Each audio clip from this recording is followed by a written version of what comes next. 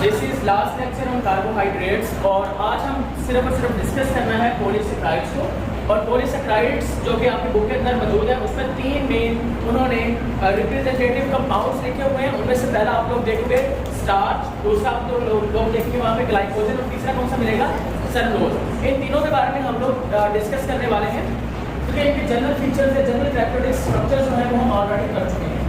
देखिए बेटा, अगर हम बात करते हैं सबसे पहले स्टार्च के बारे में, इसके बारे में प्रीवियस लेक्चर में हमने बात की थी, थोड़ी बहुत बात की थी कि स्टार्च किस लिए इंपॉर्टेंट होता है प्लांट लाइफ में। तो बता सकता है स्टोरेज के लिए it is the storage sugar और ट्रांसपोर्ट शुगर। स्टोरेज शुगर और प्लांट की लाइफ के अंदर जो ट्रांसपोर्ट शुगर बेटा वो कौन सी थी?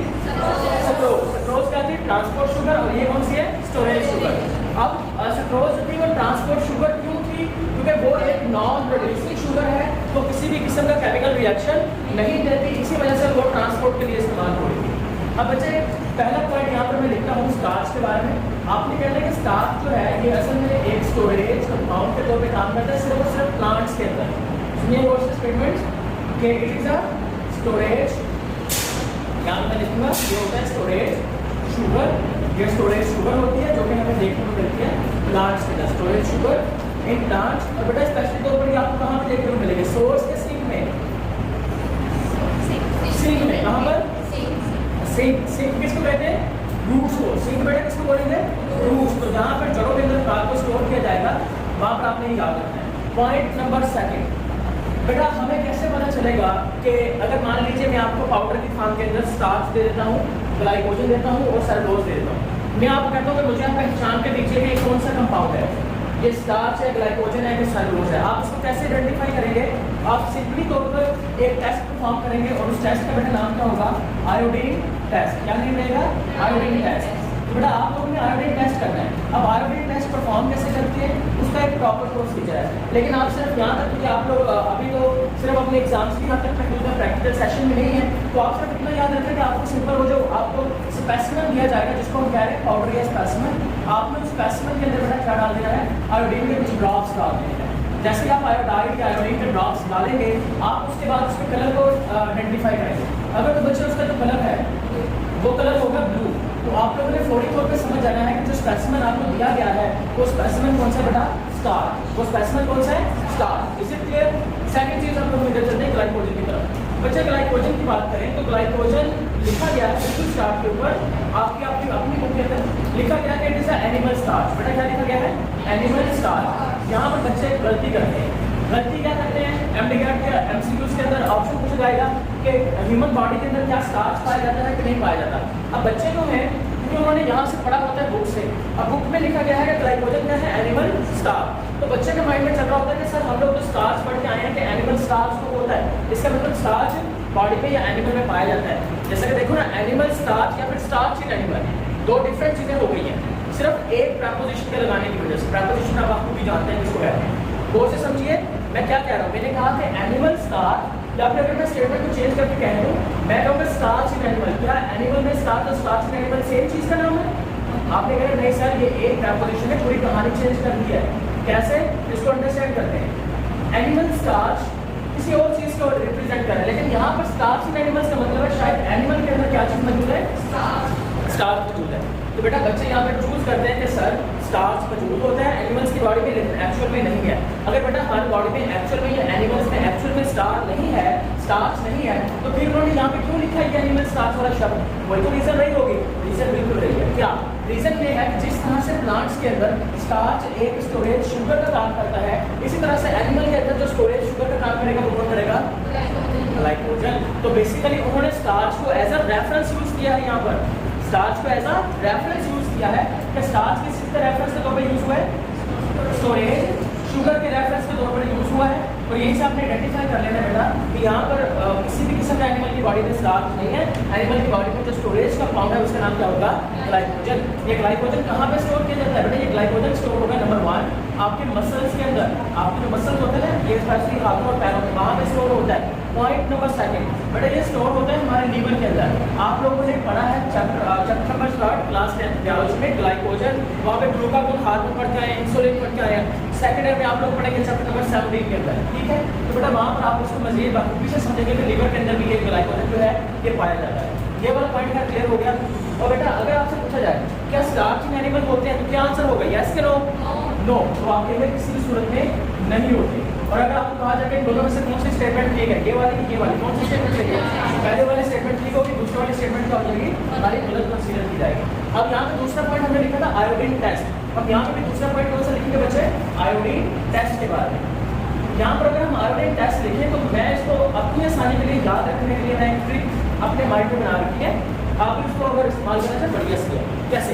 मैं अपने माइंड में ये सोचता हूँ कि देखिए हमारे जो मसल्स होते हैं, जो गोश्त है उसका कलर क्या होता है, गोश्त का कलर रेड। तो सेम एज इट इज मैंने अपने माइंड में रखा हुआ है कि जो ग्लाइकोजन होगा, जब ग्लाइकोजन को आयोडीन के साथ या ग्लाइकोजन के स्पेसिफिक को आयोडीन के साथ मिक्स करेंगे तो बेटा उसका कलर कौन सा आ जाएगा, रेड कलर। तो आप लोग इसको इस तरह से याद रखेंगे, कलर आ जाएगा रेड। कलर कौन सा आ जाएगा, रेड। तो इस तरह से ये बेटा आपको डिफरेंशिएशन याद रखने में अच्छे से याद है। अब हम बात करते हैं वापस स्टार्च के बारे में। देखिए स्टार्च के बारे में मजीद डिस्कशन करेंगे। बेटा स्टार्च के दो ग्रुप्स होते हैं, एक को नाम देंगे अमाइलोज स्टार्च, एक को नाम दिया जाएगा अमाइलोपैक्टिन स्टार्च, अमाइलोज स्टार्च। और दूसरे को क्या नाम देंगे, अमाइलोपैक्टिन स्टार्च। यहाँ पे बेटा एक पॉइंट में लिखाऊंगा जो हमारी बुक में नहीं है, फेडरल कोड में है, एमडीगेट पार्ट है। तो पॉइंट साथ में लिख लेंगे, एनुअल एग्जाम में हम नहीं भी लिखते पंजाब के तो कोई प्रॉब्लम नहीं आएगी। क्लियर होगी ना बात? जो चीज़ें मैं आप लोगों को लिख लीजिए, बेशक याद आती है वो बेशक आप याद ना भी करें चल जाएगा। तो देखिए सबसे पहली बात, पहला जो क्वेश्चन बनेगा वो ये है कि जो अमाइलोज स्टार्च होती है बेटा, अमाइलोज स्टार्च का शेप कैसा होता है, शेप कैसा होता है। अब बेटा हमारी बुक जो है ना ये पंजाब की, उसमें उन्होंने क्या कहा है, उन्होंने लिखा है कि अमाइलोपैक्टिन स्टार्च होते हैं ना, ये ब्रांच होती है और जो अमाइलोज स्टार्च होते हैं इसमें ब्रांच मौजूद नहीं होती। शेप के बारे में उन्होंने बात ही नहीं की, उन्होंने सिर्फ इतना बताया कि ये ब्रांच है और ये ब्रांच नहीं है, लेकिन शेप पता होना चाहिए बेटा। इसकी जो शेप होती है ना वो इस तरह की होती है। तो अमाइलोज स्टार्च जो होती है बेटा उसकी जो शेप होती है वो अपनी याद रखना कैसे होती है, स्पाइरल। कौन सी शेप होती है, स्पाइरल। ये आप याद रखेंगे कि इसकी स्पाइरल शेप होती है। उसके बाद अमाइलोपैक्टिन की बात करें तो अमाइलोपैक्टिन के केस में बेटा ये आपको ब्रांच देखने को मिलेगा। ये देखिए ये ऐसे आपकी आसानी के लिए मैं बना के दिखाऊंगा, ये आप यहाँ से ब्रांच आते हैं ऐसे आप इसको अपने माइंड में रखें, ये ब्रांच आ है, समझ आ गया। लेकिन ये ब्रांच रैंडमली नहीं होती, ब्रांच मौजूद होगी 20 मोनोसेकेंड के बाद, 20 यूनिट्स के बाद। कितने यूनिट्स के बाद होगी, 20 यूनिट्स के बाद होगी, समझ आ गया। यानी कि मान लीजिए ग्लूकोज 1 2 3 4 5 6 ऐसे, तो किस यूनिट में जाकर मौजूद होगी। अब यहाँ पे यही प्रॉब्लम है कि वो 21 पे है कि 20 पे है, सही है ना। बुक में मेंशन किया गया है कि 20 यूनिट्स। अब what is the meaning of 20 unit, क्या 20 में यूनिट पे मौजूद है कि 20 यूनिट्स के बाद में मौजूद है, ये इंपॉर्टेंट पॉइंट है। तो बेटा इसका आंसर क्या है, देखिए आंसर ये है कि अगर हम ब्रांच की बात करते हैं तो ब्रांच को लगने के लिए जो कंपल्सरी यूनिट होगा वो कौन सा रहेगा, 20वां। मिनिमम जो नंबर होना चाहिए वो कौन सा होना चाहिए, 20वां। 20 या 20 के बाद, सही है 20, यानी कि मेनली तौर पर 20, लेकिन 20 के बाद भी हो सकता है, समझ आ गया। लेकिन मेनली 20 रहने वाला। अब हम बेटा इसके अंदर बात कर लेते हैं बॉन्ड के बारे में। देखिए इधर एक बार फोकस करो, स्ट्रक्चर बनाने वाला दोबारा से। आप लोगों ने ऐसा स्ट्रक्चर पढ़ा हुआ है, यहाँ पर ऑक्सीजन लगा होता है ना, फिर ऐसा भी पढ़ा होगा। और आप लोगों ने पढ़ा था कि जब बॉन्ड बनते हैं तो इसका कार्बन नंबर 1 और इसका कार्बन नंबर 4, और यहाँ पे जो बॉन्ड बनता है इसको नाम कर दिया था ग्लाइकोसिलिक बॉन्ड। सेम इसी तरह से बेटा आपको ग्लाइकोसिलिक बॉन्ड यहाँ पे देखने को मिलेगा।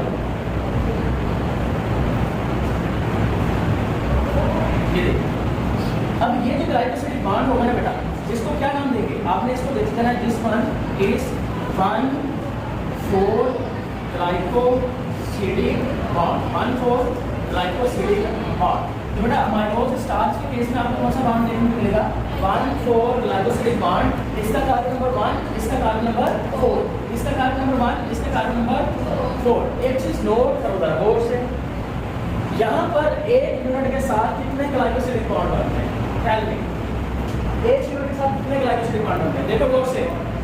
एक यूनिट उठा लिया मैंने, ये देखें, एक यूनिट में 1,4 मान लीजिए मेरे पास है अमाइलोज स्टार्च में 20 यूनिट्स, तो how many bond will be present, लगाओ दिमाग, हरी लो, दोबारा से बताएं। 40 10 हरी अप। रिमेंबर, देखिए दोस्त, देखिए 1 unit contains how many bonds? 1 unit उठा लिया है, 4 bond with glycosidic 1 4। Each unit contains how many bond? Each unit 5. How many? 5 कैसे पॉसिबल है? 2 ग्लाइकोसिडिक की बात कर रहा हूँ ना, बॉन्ड तो बहुत सारे हैं। अब देखो ना, ये कार्बन का ऑक्सीजन के साथ बॉन्ड है, इधर बॉन्ड है, इधर बॉन्ड बहुत सारे हैं। ग्लाइकोसिडिक बॉन्ड कितने हैं? 2। तो मैंने कहा मान लीजिए 20 यूनिट्स हैं, तो कितने ग्लाइकोसिडिक बॉन्ड होंगे? 19 10 19 40 38। आप यहाँ पे देखें, बेटा यहाँ पर बॉन्ड 19 होंगे। बेशक आप यहाँ पर 1 यूनिट के अंदर 2 बॉन्ड देखने को मिला है, लेकिन फिर भी 19 पाए जाएंगे। समझ आ गया? इधर देखो कोर्स बनाते जाओ यूनिट आराम से। यहाँ पे फलसफा समझ आना है, वहाँ पे सादा हो जाना है, बिल्कुल सिंपल। सही है, पेड़ को पाना बांध दो, आराम से पूछ रहा। ठीक है, इधर देखो 1 2 3 4 5 6 1 2 3 4 एंड 5। चलो जल्दी देखो। ठीक है, यहाँ पे कितने पार्ट होंगे? 6 में। हाँ, समझ आ गया? तो बेटा 20 में 19 से बनेंगे, लेकिन अगर मैं 1 यूनिट की बात करूँगा तो 1 यूनिट में कितने लगे होंगे? तो एक ख्याल से याद रखिएगा। अब आगे चलते हैं, इधर आप इधर थोड़ा सा बना के देख लेते हैं।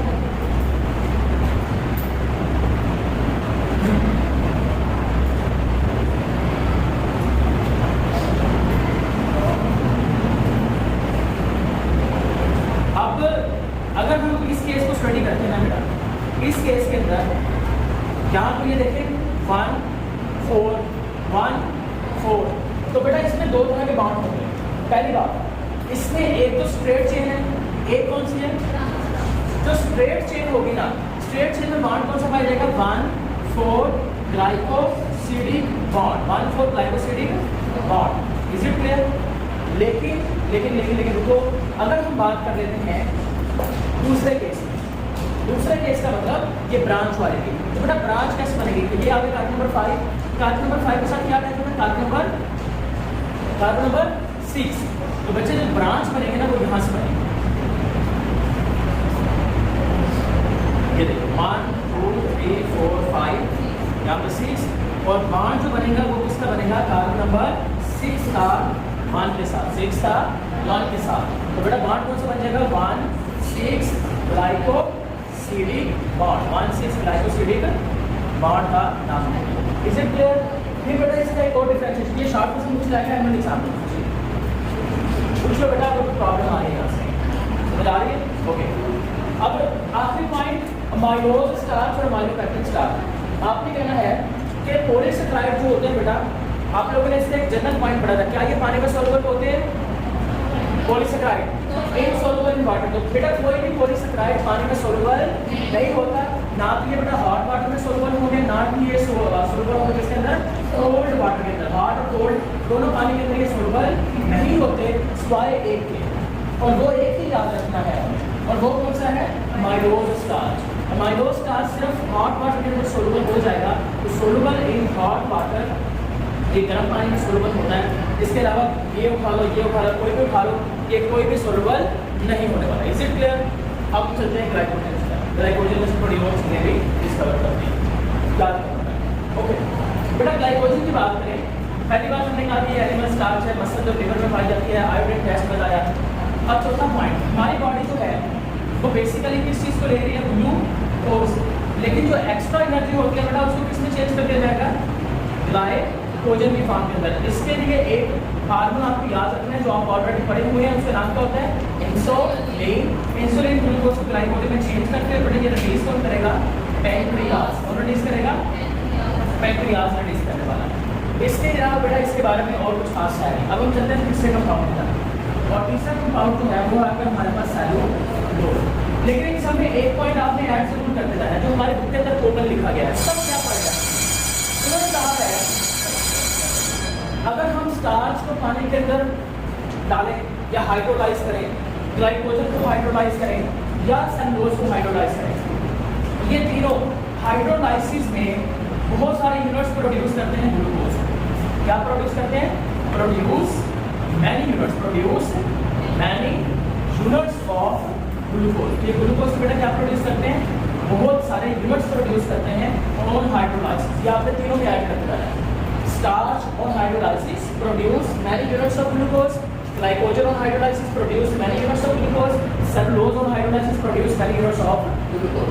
जाहिर सी बात है जब ये तीनों ग्लूकोज से मिलकर बने हैं, जो पानी के अंदर आप इसको तोड़ेंगे तो क्या मिलेगा आपको? ग्लूकोज मिलेगा। ये पॉइंट आप तीनों में ऐड कर सकते हैं, ठीक है।